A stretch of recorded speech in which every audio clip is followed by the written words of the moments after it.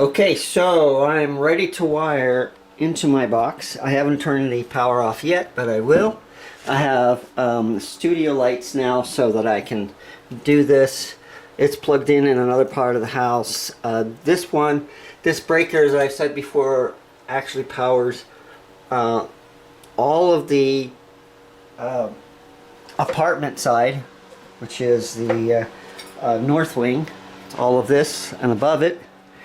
And oddly enough, it powers some of the main house. It has the theater room is on here. That's this one right here. And both of the refrigerators are on here. So that'll be interesting. I set Mom and Val upstairs up, ran power cords to their TV so that they can watch something while I do this. They're going to lose their internet because that's in this room, which is also part of this setup. So I'm going to pop it off and wire this up. Then I'll have to start up the generator and make sure everything's working fine. Better find the fire extinguisher just in case I do something weird. So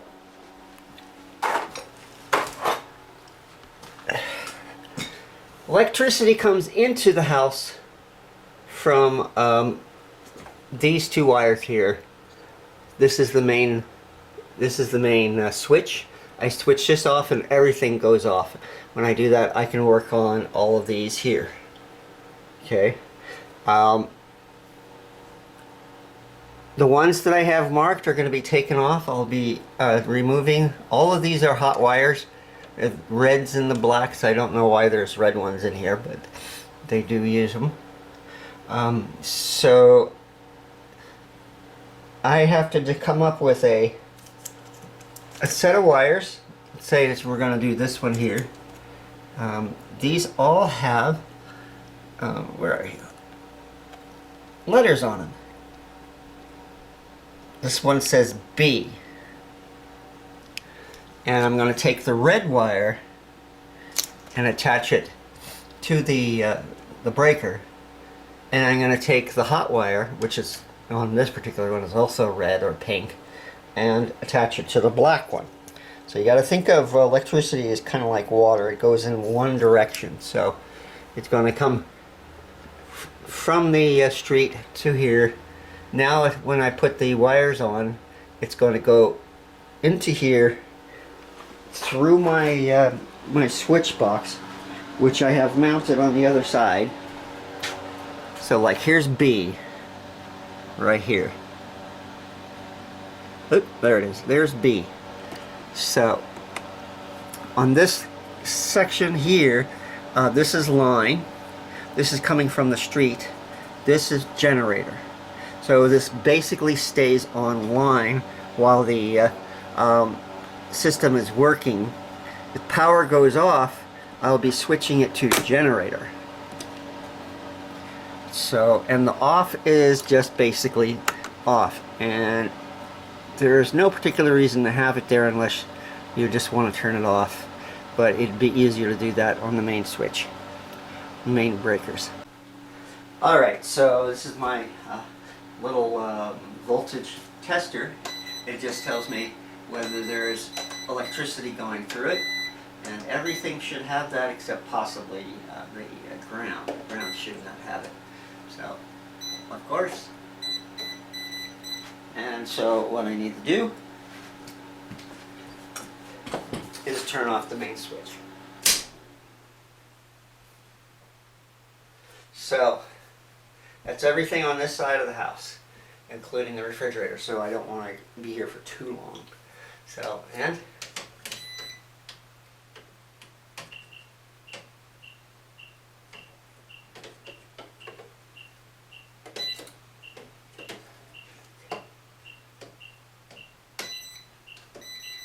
so the only one that's hot now is the one leading in, and everything else is switched off. Just to make sure. Alright?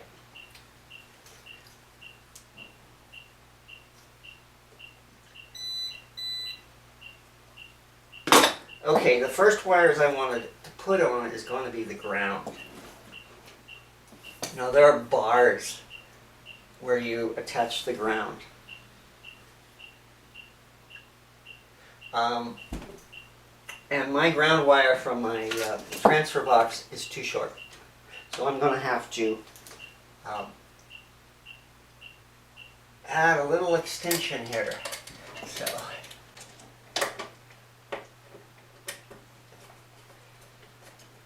tighten that down as much as you can. You do not want these wires coming off.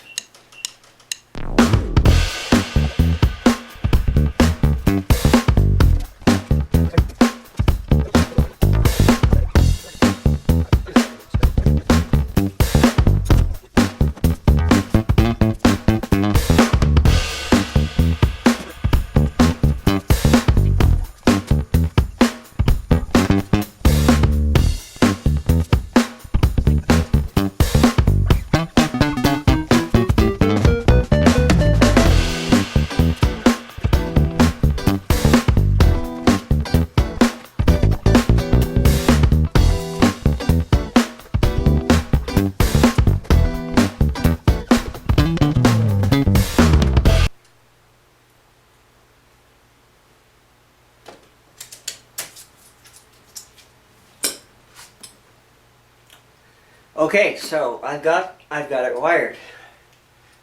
When you do things like this, make sure. Well, I'm not the best at making really pretty wiring, but I do have it out of the way, going up the sides, and so that you kind of can see where it is. Make sure everything's tight. Nothing's going to be loose, or you'll have problems in the future.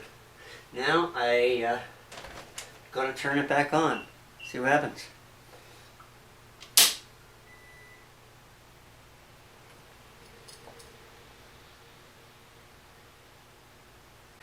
Okay, so I am going to test the generator. Most important part of all this. I did all the wiring, and if it doesn't power the house, then I'm a mess. What can I say? So I'm going to power it off again, and just show you what needs to happen if the power goes out. Now, normally if the power goes out, you don't do anything. Wait for it to come back on. But we're going to turn the power off. And if the power does go off, turn it off. Alright, because if the generator's going and the power comes back on from the city, and somebody's working on a line somewhere in the area, they could get shocked from my generator. So make sure that that's off.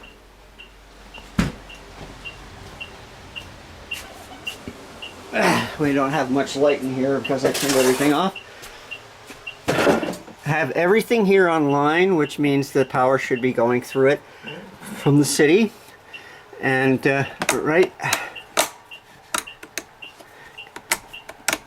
I'm just going to leave it online.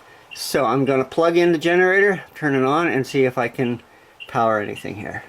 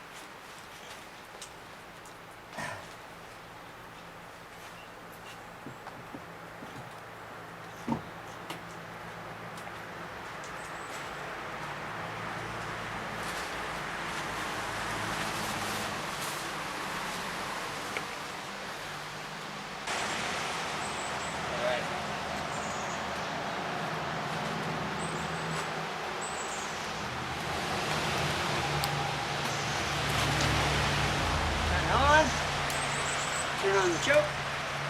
Make sure gas is on.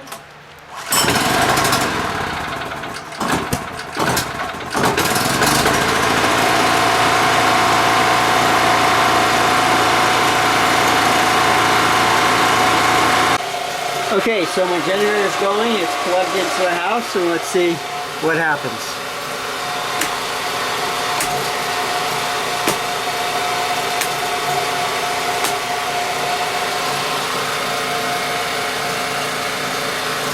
Lights all came on.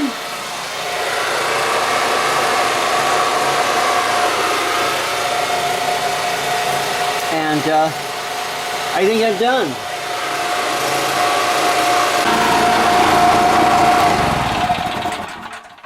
Okay, so I'll be taking the wire back in. I don't want to leave this out. This copper is expensive. Someone can take that. So that's coming back in.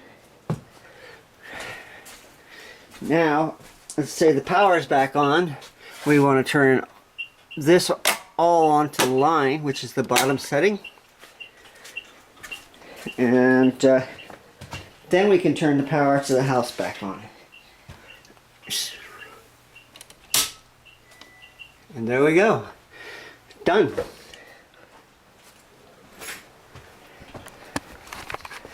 So I hope that's helped somebody if you're into doing that. It cost me, bought the generator 2 seasons ago because, you know, because of where we are. I got that, of course, at Home Depot, and I think it cost me on sale around $300, and it's a pretty powerful one, 3,500 watt.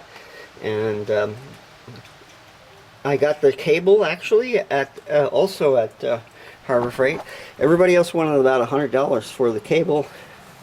I got it at Harbor Freight for $40, so that wasn't too expensive. So we're looking at $340 right now.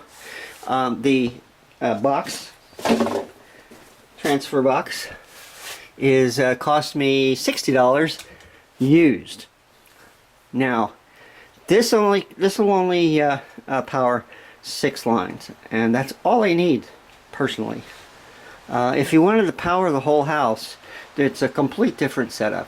You can get this with 10 as well, but we don't really need it. What we need it to do is to power some lights, power a little electric heater for my mom, and TV. That's important. And the internet. Very important. The internet. So, happy with what I did. I hope you liked it. And that's it for today.